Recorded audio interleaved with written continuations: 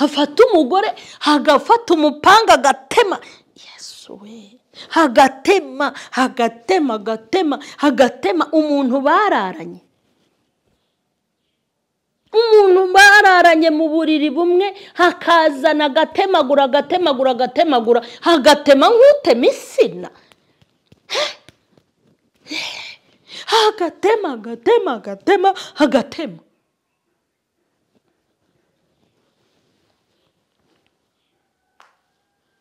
Ikintu kimbabaza, Bibiliya yaravuze ngo ibyo nimubona bibaye muzararame, ariko sha abantu ntibari kurarama. Abantu bari kwirebera iburasirazuba, abandi bari kwirebera iburengerazuba, abandi bari kwirebera mu majyepfo, abandi barirebera mu majyaruguru, abandi barirebera ikuzimu. Kurarama, reka da, kurarama kuri gushira mu bantu, kandi mu kurarama niho hari igisubizo. Mbabwije ukuri.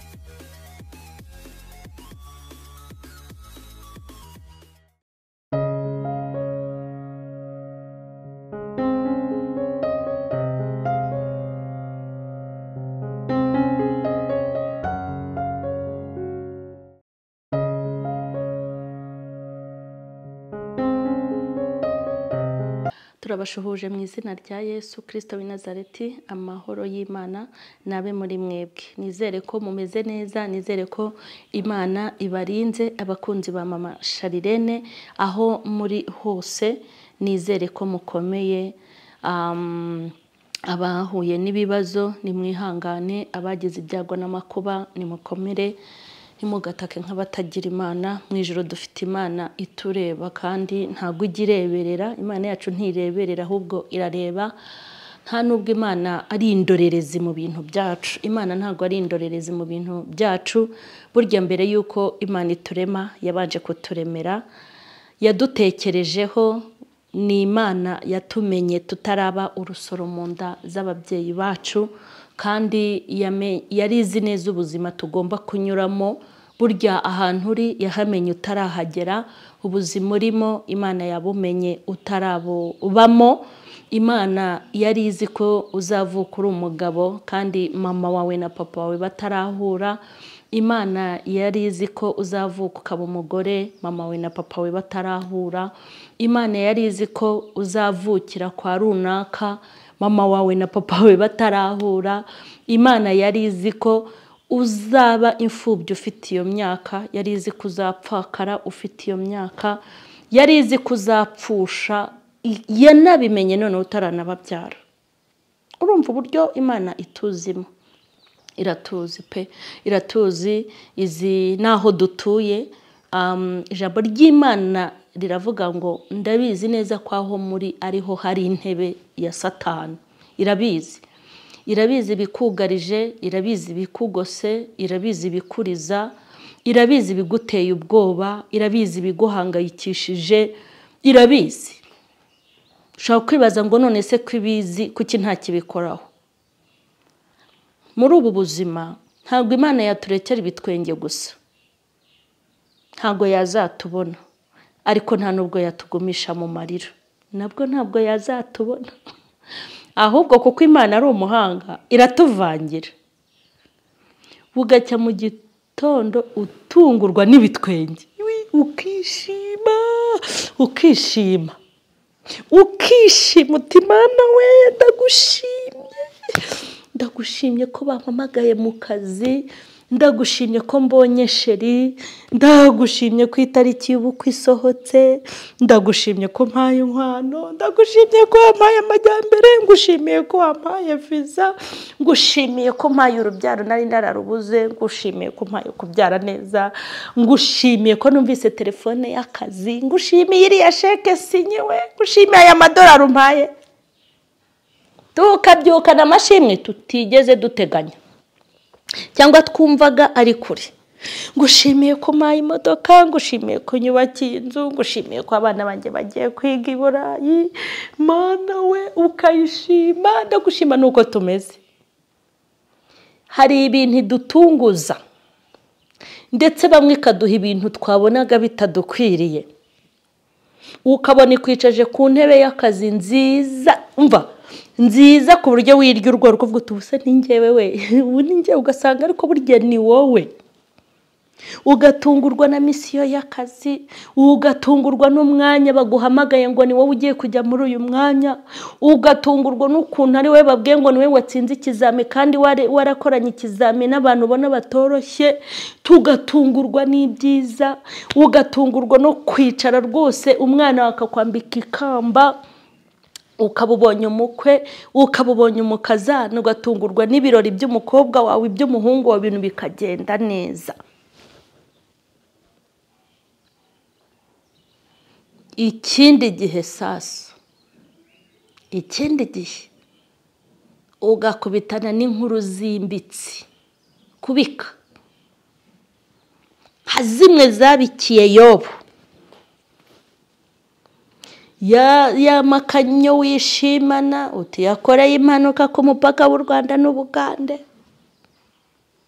Uko wishimaga uri kujya kuzishyura uzigura, ukabona haje n'undi mubabaro ngo zamanuka zawe ngo ibyo bari baranguye zikoreye impanuka rimwe, zishe n'abantu, zanashwanyaguritse nta nubwo uzazikoresha.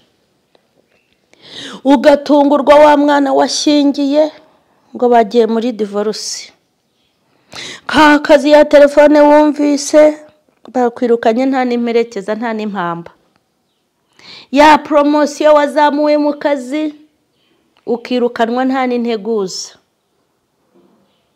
ya mariage ya tariki y'ubukwe wishimye ugatangira gutimburana no guterana imigeri. Wa mwana wawe wishimiye ngo maze imyaka myinshi ngo narabyaye, ukumva ngo bamujyanye wawe. Ya nzu nziza wiyubakiye bibaye ngombwa ko bayiteza icyamunara. Wa mugabo mwiza mwikundaniye ugatangira kuguca inyuma n'abandi bagore. Wa mugore mwiza w'ikizubazuba utangira kumufatana message z'ubusambanyi. Bya biryo byiza wari utangiye kwirira bakaba bagusanzemo umwijima, bakagukura ku mavuta no ku isukari. Wa mubiri mwiza wiratanaga ugatangira kumva ngo winjiyemo agakoko ka diabete. Diabete nimba ari agakoko ntabyo nzi nuko mbivuze. Muri make, umugabo witwa Yobu yavuze ijambo ryiza aribwira umugore we. Umugore wa Yobu yabwiye umugabo we ngo ihakana Imana wipfire, iyo nuyihakanira hiti kwica vuba aho kugira ngo upfe urwagashinyaguro. Yobu aramubwira ngo uvuze nk'umwe wo mu bagore b'abapfapfa. Mbese mu kuboko kw'Imana havamo ibyiza gusa, hagomba kuvamo n'ibibi. Iyo baravuga ngo navuye mu nda ya mama nta kintu nzanye, nzasubira no mu nda y'isi nta kintu njyanye. Mu magambo Yobu yavuze, yaravuze ngo Imana niyo yabimpaye, aravuga ngo kandi niyo ibyishubije. Umuntu utekereza gutyo rero bimworohera kutarwara indwara ziturutse ku bitekerezo, kuko icyo nkubwiye muri iki gitondo ni uko amakuba n'ibyago by'umuntu uri muri ubu buzima ntago biteze kubura, nta nubwo bizarangira. Icyo ukora icyo kubyara kizavaho ubona umwana, hasigara icyo kumurera. Icyo kubona amafaranga kizakemuka ariko uzasigarana n'ibindi. Tugomba kwiga kubaho mu buzima bw'ibitwenge n'ubw'amarira, kuko niko isi yubatse, niko biteye, kandi ko Imana irabyemera, Imana yagize Yobu umukire, irangije imugira n'umukene, kuri finale ariko irongera imugira umukire. Imana ikora ibyo ishatse mu ngabo zo mu ijuru ndetse n'izo mu isi, ikora ibyo ishatse. Nta muntu ujya uyibaza ngo urakora ibiki. Imana irigenga, Imana nta wayiremye, Imana nayo ubwayo yisanzeho ndetse ubwayo iranitinya. Ntiwayibwira ngo kuzuba uyu munsi ryacanye gabanyaho gake. Ntago wayibwira ngo imvura imeze nabi gabanya kuko amazi ari kuriduka. Itanga imvura mu gihe ishatse, hari n'igihe ibireka bikabanza bikuma, igatanga n'imvura mu gihe cyayo. Nihabwe icyubahiro. Icyo namenye ni kimwe, nuko ibyo dukorera byose bifite igisobanuro cyiza kuri twe. Imana ishimwe. Ibigaragara nk'ibibi kuri twe ni byiza. Ngiye kubabwira ukuntu ari byiza. Nubwo turira, nubwo tubabara, nubwo biryana, nubwo bikomeye, ariko bigusigira ubwenge bwo kuzabaho ikindi gihe. Nimba hari abantu bababaje muri ubu buzima, ni abantu bagiye bakiga amashuri yo muri ubu buzima, bakagira za diplome za masters, bakagenda bakarunda amadegree nimba n'amadegree, bakagenda bakabyuzuza bikuzura, ibyo mu Bushinwa, ibyo mu Buyapani, ibyo muri hehe hose bakuzuza, ariko bakaba batariga amashuri y'ubuzima mu buzima ngo bige ishuri ry'ubuzima. Nk'ubwije ukuri, amafaranga yose watunga, icyubahiro cyose wagira, utarize ishuri ry'ubuzima byagupfira ubusa. Amashuri y'ubu buzima, ibyo twahuye nabyo, abo twahuye nabyo, abaduhemukiye, abatugiriye nabi, abadukoreye ubugome, na bya bintu byose wabonye abantu bagukorera, ukipfuka mu maso ukavuga uti se uyu ni we, aba ni bo, ubu se yabinkora? Bamwe mwasangiye, bamwe mwasenganye, bamwe byagenze kwa kundi. Babandi bose bimwe byababayeho, byakubayeho. Biriya ni isomo ry'ubuzima Imana igenda ikunyuza mu bintu bimeze kuriya, kuko izi neza ko mu myaka uzabaho naho uzaba uri hose uzahura nabyo, kugira ngo uzajye ubasha kubyihanganira no kubinyuramo bitagutesheje umwanya. Uzi ko hari umuntu batuka ukamubwira ijambo ribabaje akarara adasinziriye kubera iki? Ntago yabimenyereye. Uzi ko hari umuntu ukorerwa ubugome agahita afata umwanzuro wo kujya kunywa ibinini by'imbeba kubera iki? Ntago yamenyereye kubabara. Ariko nk'ubu nkanjye nka mama Sharirene, nta kintu kibaho muri iyi si kibabaje giteye n'agahinda ushobora kumvuga ngo ndare ntariye, ushobora kumvuga ngo ibitotsi mbibure, ushobora kumvuga ngo mpagarike umutima nirirwe nitekerezaho umunsi wose. Nta gitutsi wantuka, nta bugome wankorera, nta jambo wambwira, nta cyiciro cy'ubukene nabamo, nta cyiciro cy'ubuzima bubi nabamo ngo binkure mu mwanya usange nananutse namanitse amahahara. Kubera iki? Nizi somo ry'ubuzima kuva nava mu nda ya mama.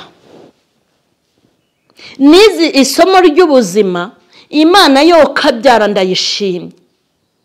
Iyo tutarabimenya turagenda tukarakara, tukabwira Imana ngo kubera iki utwanga, kubera iki umpemukira, kuki ungirira ibi, ko nta cyaha nigeze ngukorera, ko nzi ko nitwararitse mu bukumi bwanjye, ko nzi ko nitwararitse mu gihe nari umubyeyi, ko nzi ko nitwararitse mu gihe nibanaga, ko nzi ko nagize gutya na gutya, ko ibi nabiretse ntabikoze, ko no mu bitekerezo kubera iki?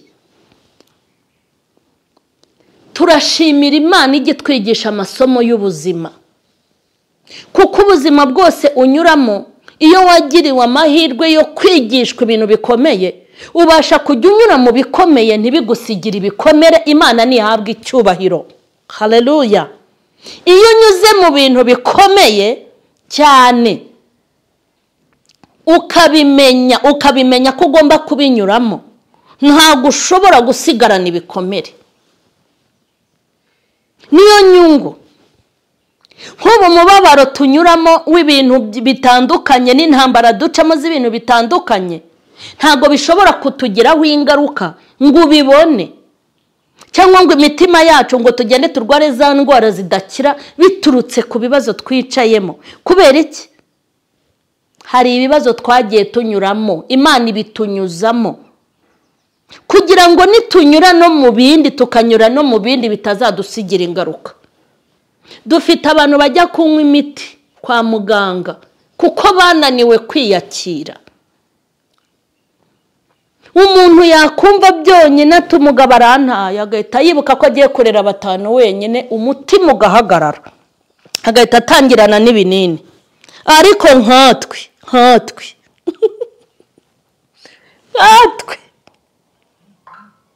tuba twarireze turi impinja, tukaba ba responsable w'ubuzima bwacu dufite imyaka 13. Nta muntu waduta muri iyi si, nta muntu waduta muri ubu buzima ngo hagaragare icyuho, kuko twiganye guhangana n'ubuzima tukiri bato. Hari abantu bishoye mu rumogi, hari abantu bishoye mu biyobyabwenge, hari abantu bishoye mu kunywa inzoga batarabyigeze, hari abantu bishoye mu buraya, hari abagiye kwicuruza, hari n'abicuruza rwihishwa kubera ko bananiwe no guhangana n'ubuzima ngo bashakire ubuzima bwabo igisubizo, kuko hari ubuzima batamenyereye. Kandi ntimukabavebe, mujye mufasha abantu cyangwa mubaha amahoro. Nutagira ikintu ufasha umuntu uri mu makuba, ntukajye no gufata undi mwanya wo kumwibutsa icyari cyo, kuko arabizi. Nta muntu n'umwe muri ubu buzima ushobora guhitamo kuba iciro ry'imigani muri ubu buzima kandi afite ikindi cyo gukora. Nta muntu ushobora kubaho mu buzima bubi yarabonye ubwiza. Mujye mubabarira abantu baba bafite amateka y'ibyo banyuzemo, hanyuma bakananirwa kwihangana, bakagira ibintu bishoramo. Bari abantu bakeneye abandi bantu bazima kugira ngo babafashe. Yego. Hanyuma icyo nashakaga kuvuga wenda ntago ari cyo nahise mvuga, ariko nabyo ntacyo. Nashakaga kwivugira ukuntu ubugome buzagwira. Tumaze iminsi tureba ibintu kuri izi mbuga nkoranyambaga biteye ubwoba. Rimwe na rimwe ugasanga abantu bari kuvuga ngo ibi bintu ni ibiki, ibi bintu ni ibiki, harimo kuba ibiki. Tumaze iminsi tubona ibintu biteye ubwoba mw'abantu. Hari ibintu reba ukavuga utari ko se ibi bintu byakozwe n'umuntu, ariko wareba ugasanga ni umuntu ndetse umeze nkawe. Ubu bugome rero muri kubona buri mu bantu, nashakaga kubabwira ngo ni ubugome bwavuzwe na Bibiliya. Bibiliya yavuze ko ubugome buzagwira. Ijambo ry'Imana riravuga ngo ubugome buzagwira. Kandi ikintu giteye ubwoba ni uko ubwo bugome Bibiliya ivuga buzagwira, ni uko ikikubwira ko ari ubugome koko abantu bazaba babi, ni uko umuntu uzakubera mubi, ni uwo mwasangiye, ni uwo mwakinnye kakawete, ni uwo wigishije kujya mu Bushinwa gucuruza, ni uwo wavanye mu cyaro afite umwate ugera mu gutwi, ni uwo warambagije agerekeranye ibigutiya 3, ni uwo wemeye kubera umugore atagira n'urwara rwo kwishima mu kabana, ni uwaguhanuriye, ni uwo wahanuriye, ni uwo mwayoboranye urusengero, ni uwakubereye visi, ni uwakubereye perezida. Reka nze nkubwire, ni uwakuyoboye, ni uwo wayoboye, ni uwo wicaranye nawe ku ruhimbi, ni uwo wacumbikiye iwawe, ni uwo wondoye ameze nk'urwaye bwake, ni uwo wazanzamuye, ni uwo wagiriye neza, ni uwo wakunze kurusha abandi, ni uwo wahaye umutima wawe. Nabo ngabo bazakubabaza, utazagira ngo nabikantarange. Nicyo kizakubwira ko ibyo Bibiliya yavuze ari ukuri. nimba nkubeshye urebe mu bantu bababaje umutima wawe, urebe mu bantu baguhemukiye bakakugirira nabi, nta muntu n'umwe urimo utigeze ugirira neza. Nabagupostinze ngo baragukunda, n'umwe waraye iwawe ukajya kwikopesha inkoko kugira ngo arye neza, n'umwe wakuguzaga amafaranga ukayamuha, ni wa wundi n'uwo nyine. N'umwe wagiye kwigisha kugira ngo azabone perime nawe ab'umugabo i Kigali niwe uzaguhemukira, n'uwo wigishije business agakira akakurenga, ni wa wundi utaruze epfo na ruguru, n'umwe watwise amezi 9 mu nda yawe, ni wa wundi wagendaga wigengesereye kugira ngo atagira icyaba mu nda, n'uwo nguwo. N'uwo wonkeje cya gihe cyose amabera kayonka karinda b'imishumi, ni wa wundi. Ni wa wundi wahaye ubuzima ukamuha imibereho, n'umwe wabwiye ngo ndagukunda inshuro nyinshi, n'uwo wakuye muri gereza bamufunze, n'umwe witambitse mu buzima bwe kugira ngo abeho. Ni bene abo Bibiliya yavuze. Uwo ni uzagutemagura, ni uzakujombagura ibyuma, ni uzakugambanira bakagufunga, ni uzagushakira ibimenyetso, ni uzavuga kuri umuntu mubi, ni uzabwira abantu kuri mubi, niwe n'uwo ngo nta wundi. Bibiliya yarabivuze ngo ubugome buzagwira, ngo kandi abantu bazarushaho kuba babi. Uzakubera mubi n'uwo mwosibere rimwe, uzakubera mubi n'uwo mwaturanye, uzakubera mubi n'uwo, ni bamwe navuze. Nibifata nk'ibirenze kuko byavuzwe na Bibiliya. Ahubwo ibi bintu nimubona bibaye hagomba gukorwa iki? Ijambo ry'Imana ryarambwiye ngo nimubona bibaye muzararame, nta yindi gahunda, nukurarama mukareba hejuru.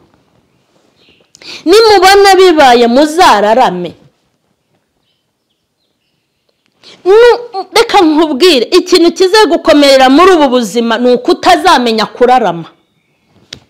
Ijambo nyamukuru nari nkuzaniye ni ukukubwira ngo aho ubugome buturuka. Bibiliya yarabivuze ko ari ibyo mu minsi y'imperuka ubugome bugomba kugwira, ariko igisubizo isi yahawe ni ukuzararama.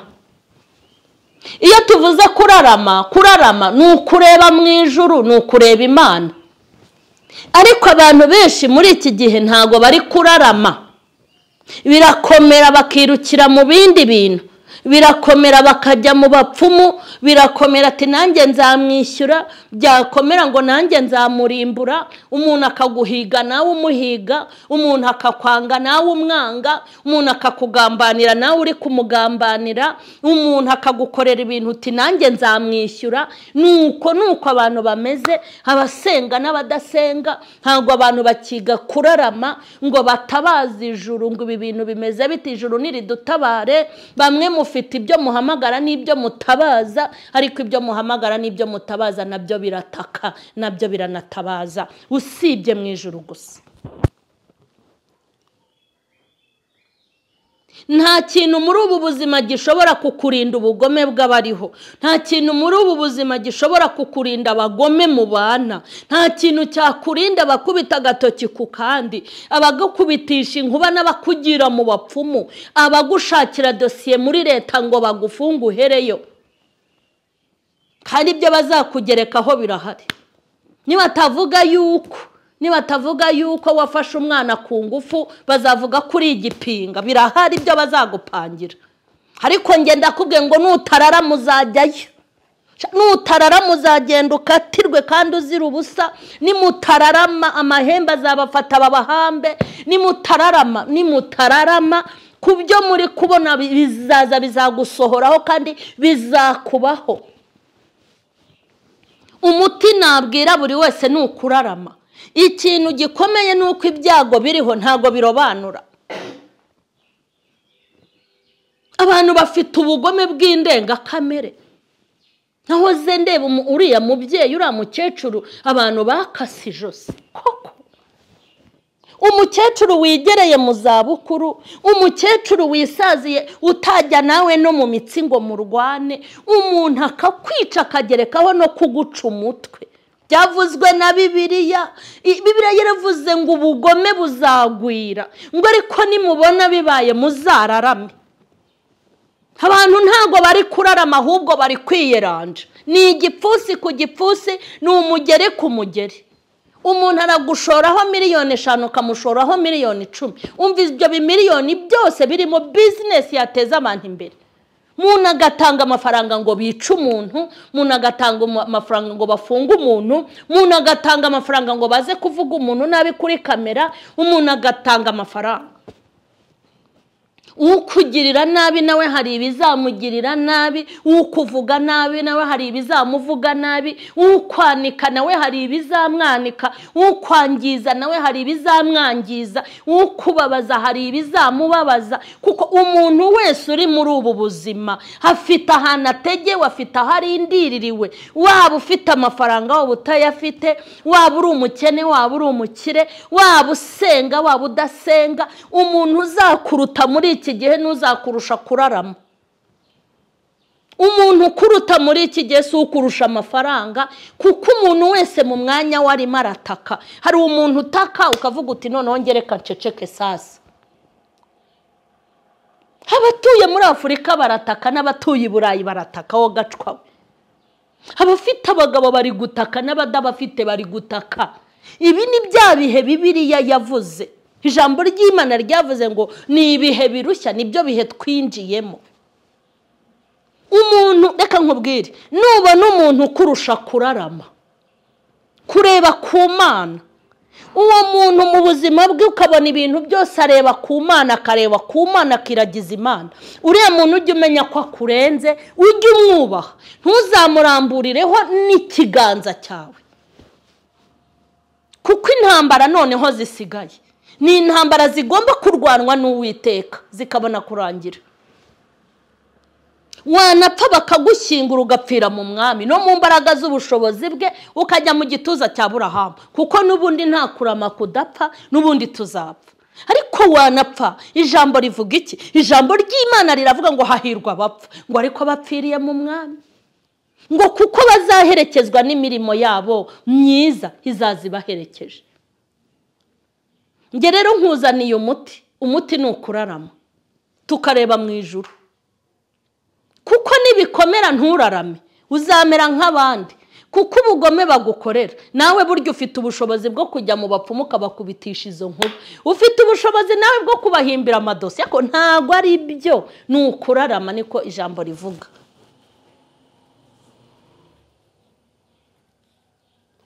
Turi mu bihe bikomeye, aho umuntu w'umugabo hafata umugore hagafata umupanga agatema, Yesu we, hagatema umuntu bararanye. Umuntu bararanye mu buriri bumwe, hakazana agatemagura, hagatema nk'utema insina.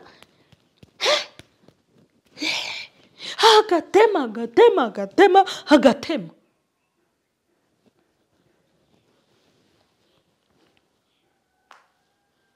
Ikintu kimbabaza, Bibiliya yaravuze ngo ibyo nimubona bibaye muzararame, ariko abantu ntibari kurarama.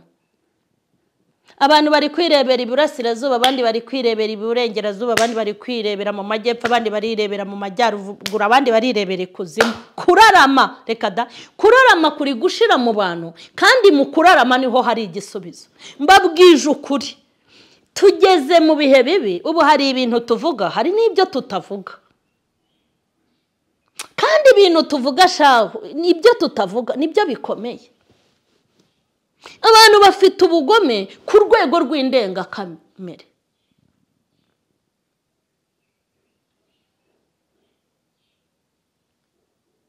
Uko ubugome burimo kurushaho kugwira rero, niko abantu bari kurushaho kutararama. N'abari bari kurarama baravuga ati mbere nararamiye nabonye icyatyo akabaciyeho. Uba abararamaga bareba ku Mana, nabo bari kuvuga ngo nta kitumariye, nta n'icyo yatumariye. Ariko burya Imana ifite ikitumariye. Imana ifite ikitumariye. Iyo tutayigira tuba twaribagiranye. iyo tutagira Imana n'ubu buzima ntituba, iyo tutagira Imana ntituba tugihumeka, iyo tutayigira. Ko n'iminsi tumaze ari uko twararamye, ko n'aka gasura ko ari uko turarama. Ngewe ntararamye nararamfuye, ijoro riri rimwe ryonyine ntago naba nkiri muri iyi si. Kurarama, impamvu tukibasha kurya nuko turarama, impamvu tukibasha no guhumeka akakuka nuko turarama, kuko hari abantu benshi bashaka kuduheza umwuka. N'impamvu tukiryama tukizigura tugasinzira tukabyuka mu gitondo tutabuze ibitotsi nuko tukirarama tukareba mu ijuru.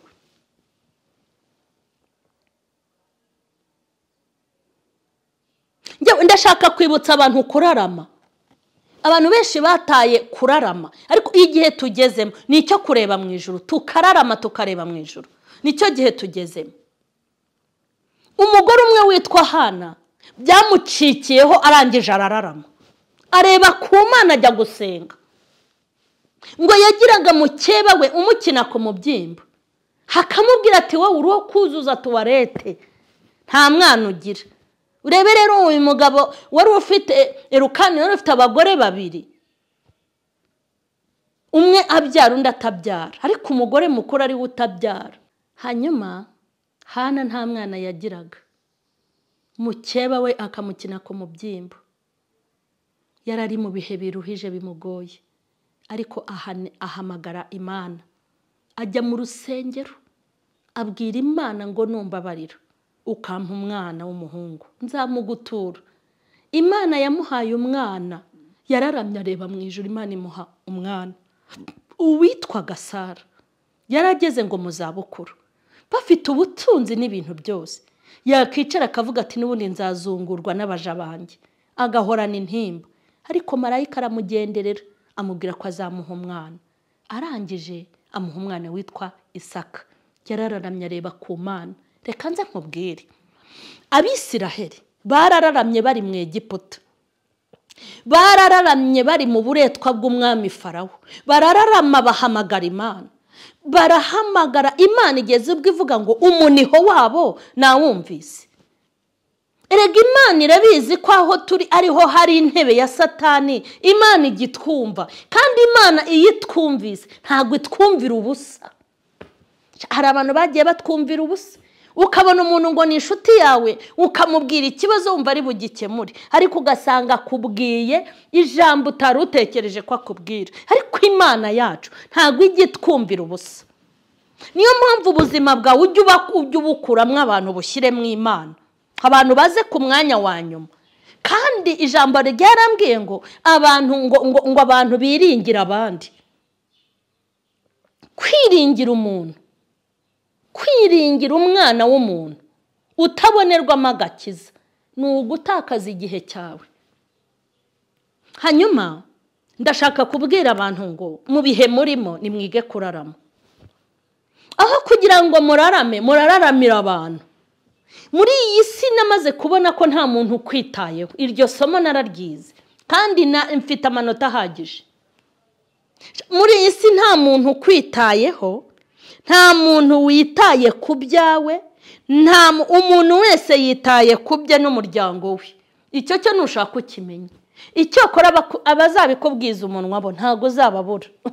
Abakubwira ko bagukunda shaho, abakubwira ko bakwifuriza ibyiza, abakubwira, ariko nta muntu uzajya kuryama ngo yibuke akubaze ngo wowe uraye he. Nta uzakubaza nimba inzu urimo yishyuye, nta uzakubaza nimba abana ku ishuri bafite minerivare, nta uzakubaza nimba muri stoke birimo, nta uzakubaza ngo mituwere zirishyuye, nta uzakubaza ngo umuriro n'amazi birishyuye, nta uzakubaza ngo internet irishyuye, Yesu we, nta uzakubaza ngo harya imiti ugura mu kwezi nangahe. Yesu we, nta uzakubaza ngo umwana wawe wicaye wari kwiga kaminuza nangahe umutangira. Nta muntu ukwitayeho, nta muntu ugukeneye usibye abagushuka n'abakubeshya. Imana yonyine niyo ihora igira kwitegereza ngo irebe kubuja. hanyuma nawe rero ugakomeza wirukanka mu bantu. Nukomeza kwiruka mu bantu uzagaragara nk'uwirutse mu bantu, ariko niwiruka ku Mana uzagaragara nk'uwirutse ku Mana kandi ugasenga. Uba abantu benshi mwimuye Imana mwimika abantu, ariko abantu bazabereka aho babera abantu. Ijambo ry'Imana ryarambwiye ngo abantu ngo uwiringiye abiringiye Uwiteka bameze nk'umusozi wa Siyoni udashobora kunyeganyezwa, ahubwo uhora uhamye iteka ryose. Hanyuma ndashoje, nashakaga kubabwira ngo nimurarame murebe Imana bizagenda neza. Nimureba mu isi muziyahura, nimukomeza kureba mu isi muzarwara indwara zituruka ku bibazo. Nimukomeza kurarama mu isi muzababazwa n'abantu, mujye muri za Nyabarongo bandi mujye kwa Makuza, ariko nimurarama mukareba ku Mana, Imana izazana igisubizo gitandukanye n'icyo wari utegereje. Imana izaguha umugisha, Imana izakurundarunda, Imana izaguhumuriza mu mutima, Imana izagukomeza, Imana izaba mu ruhande rwawe. Ndabashimiye rero abari bakurikiranye iyi message. Imana ibaha umugisha. Abatarakora subscribe mukore subscribe, abatarakora share mukore share, ibi biganiro mujye mubisangiza abandi. Hanyuma kandi nkomeje kubabwira ngo umuntu ufite ubuhamya, abantu bahembuka ku bw'ubuhamya bwe, turagushaka nawe, ni karibu. Imana ibaha umugisha. Amen.